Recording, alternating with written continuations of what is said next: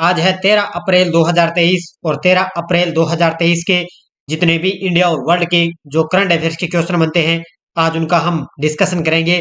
पूरा वीडियो ध्यान से देखना। देखिए आज की क्लास का पहला प्रश्न, हाल ही में मराठा उद्योग रत्न 2023 पुरस्कार से किसे सम्मानित किया गया? तो हाल ही में मराठा उद्योग रत्न 2023 पुरस्कार से किसे सम्मानित किया गया? ये किया गया है नीलेश सांबरे को। ठीक है, ऑप्शन नंबर सी किसको किया गया है? नीलेश सांबरे को। ऑप्शन नंबर सी, इनको मराठा उद्योग रत्न 2023 पुरस्कार से सम्मानित किया गया है। देखो नीलेश भगवान, क्या नाम है इनका? नीलेश भगवान सांबरे जिजाऊ शैक्षणिक और सामाजिक फाउंडेशन के संस्थापक को मराठा उद्योग रत्न पुरस्कार से सम्मानित किया गया। ये किसके संस्थापक हैं? ये हैं शैक्षणिक और सामाजिक फाउंडेशन के संस्थापक। कौन है? मराठा उद्योग रत्न पुरस्कार से सम्मानित किया गया और जिनका नाम है नीलेश सांबरे। और मराठा उद्यमी विकास और मार्गदर्शन संस्था महाराष्ट्र राज्य द्वारा आयोजित मराठा उद्यमी सम्मेलन 2023 में ये सम्मान इनको दिए गया। यानी कि महाराष्ट्र के अंदर क्या है कि मराठा उद्यमी सम्मेलन 2023 का आयोजन किया गया था, उसमें यहाँ पर इनको सम्मानित किया गया है। तो ये याद रखना है कि मराठा उद्योग रत्न पुरस्कार से किसे सम्मानित किया गया? नीलेश सांबरे को सम्मानित किया गया है। नेक्स्ट है, दक्षिण चीन सागर में अमेरिका और किस देश का सैन्य अभ्यास शुरू हुआ है? कहां पर है? दक्षिण चीन सागर के अंदर अमेरिका और किस देश का सैन्य अभ्यास शुरू हुआ? ये हुआ है दक्षिण चीन सागर में अमेरिका और फिलीपींस का। ठीक है, किसका हुआ है? अमेरिका और फिलीपींस देश का। देखो अमेरिका और फिलीपींस ने दक्षिणी चीन सागर और ताइवान जलडमरू में अपना सबसे बड़ा युद्ध अभ्यास शुरू किया है। तो ये याद रखना है कि सीधे पूछा जा सकता है कि दक्षिण चीन सागर के अंदर किन दो देशों ने अभ्यास किया? तो अमेरिका और फिलीपींस ने। ये 28 अप्रैल तक चलने वाले अभ्यास में 17,600 से ज्यादा सैनिक भाग ले रहे हैं और यह एशिया में अमेरिका का सबसे बड़ा शक्ति प्रदर्शन बताया जा रहा है। यानी कि एशिया में अमेरिका का सबसे बड़ा ये युद्ध अभ्यास बताया जा रहा है। कहां पर है? ताइवान जलडमरू मध्य में अपना सबसे बड़ा युद्ध अभ्यास दक्षिण चीन सागर के अंदर अमेरिका और फिलीपींस के बीच में आयोजित हो रहा है।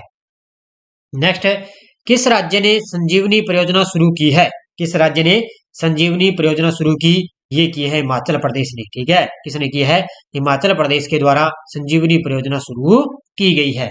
देखो राज्य सरकार ने छोटे डेयरी किसानों और पशुपालकों की आजीविका के उत्थान के लिए संजीवनी नामक एक नई परियोजना शुरू की है। ठीक है, कि राज्य सरकार, जो हिमाचल प्रदेश की राज्य सरकार है, उन्होंने छोटी डेयरी किसानों और पशुपालकों की आजीविका के लिए संजीवनी नामक परियोजना शुरू की। हिमाचल प्रदेश की अर्थव्यवस्था मुख्य रूप से कृषि और पशुपालन पर निर्भर रहती है। तो आपको पता है हर राज्य की कोई भी राज्य अपने ले लेते हैं तो उसमें लगभग जो अर्थव्यवस्था होती है वो कृषि और पशुपालन पर निर्भर रहती है। तो हिमाचल प्रदेश के द्वारा संजीवनी नामक परियोजना शुरू की गई है। नेक्स्ट देखो, दुनिया के सर्वश्रेष्ठ सार्वजनिक परिवहन वाले 19 शहरों में कौन सा भारतीय शहर शामिल है? दुनिया के सर्वश्रेष्ठ सार्वजनिक परिवहन वाले 19 शहरों में कौन सा भारतीय शहर शामिल है? और वो है मुंबई। ठीक है, कौन सा शहर शामिल है? मुंबई शहर दुनिया के सर्वश्रेष्ठ सार्वजनिक परिवहन वाले 19 शहरों में भारतीय शहर शामिल हो चुका है। देखो सार्वजनिक परिवहन वाले दुनिया के सबसे अच्छे शहरों की सूची में मुंबई को भी जगह मिल चुकी है। किस शहर को? मुंबई को जगह मिल चुकी है। लंदन के एक मीडिया आउटलेट टाइम आउट ने दुनिया के सबसे अच्छे पब्लिक ट्रांसपोर्ट वाले 19 शहरों की सूची जारी कर दी है। यानी कि 19 शहरों की इसमें सूची जारी की गई है जिसमें मुंबई शहर को इसमें भी शामिल किया गया है। और 19 शहरों की इस सूची में जर्मनी के बर्लिन को पहले स्थान पर रखा गया है। तो ये पहला स्थान आपसे पूछा जा सकता है कि सार्वजनिक परिवहन वाली दुनिया के सबसे अच्छे शहरों में कौन सा पहले स्थान पर है? तो जर्मनी का बर्लिन शहर पहले स्थान पर है और इसमें मुंबई को भी अपना स्थान मिल चुके हैं। कितने शहरों में? 19 शहरों के अंदर मुंबई को भी स्थान दिया गया है। नेक्स्ट है, भारतीय वायुसेना और किस देश के बीच बड़े पैमाने पर संयुक्त अभ्यास को आयोजित कर रही है? भारतीय वायुसेना और किस देश के बीच में बड़े पैमाने पर संयुक्त अभ्यास को एक आयोजन करने जा रही है? तो ये भारतीय वायुसेना और यूनान के बीच होगा। ठीक है, किसके बीच है? 10 दिनों का ये अभ्यास चलेगा। ठीक है, 10 दिनों का ये अभ्यास चलेगा भारतीय और यूनान के बीच में। अब देखो मुख्य तथ्य इसके, यूनान और भारतीय वायुसेनाएं, एक तो सुखोई 30 है इसमें, एक F-16 है और एक राफेल लड़ाकू जेटों के साथ ग्रीस और मध्य सागर में 10 दिनों के संयुक्त प्रशिक्षण अभ्यास पर सहयोग करेगी। यानी कि यूनान और भारतीय वायुसेना के बीच में क्या है, ये ध्यान रखना, ये नाम है सुखोई 30 F-16, ये लड़ाकू विमान है। और ये ध्यान रखना ग्रीस और मध्य सागर में के अंदर क्या है, 10 दिनों का ये संयुक्त प्रशिक्षण अभ्यास चलेगा। और ये प्रशिक्षण अभ्यास 18 अप्रैल से शुरू होकर 28 अप्रैल को ये समाप्त होगा। यानी कि 18 अप्रैल से लेकर 28 अप्रैल तक चलेगा। वार्षिक यूनानी अभ्यास इनियोक्स 23 के हिस्से के रूप में आयोजित किया जाएगा। तो ये नाम भी आपसे इसे इस तरह पूछा जा सकता है कि इनियोक्स 23 किन के बीच आयोजित किया गया, तो भारतीय वायुसेना और यूनान के बीच में इसका अभ्यास है, आयोजन इसका किया गया है। तो ये एक एक पॉइंट आपके लिए बड़ा ही शानदार है। अगला प्रश्न देखो, हाल ही में किसने तुलसी घाट बहाली परियोजना का शुभारंभ किया है? किसके द्वारा तुलसी घाट बहाली परियोजना का शुभारंभ किया?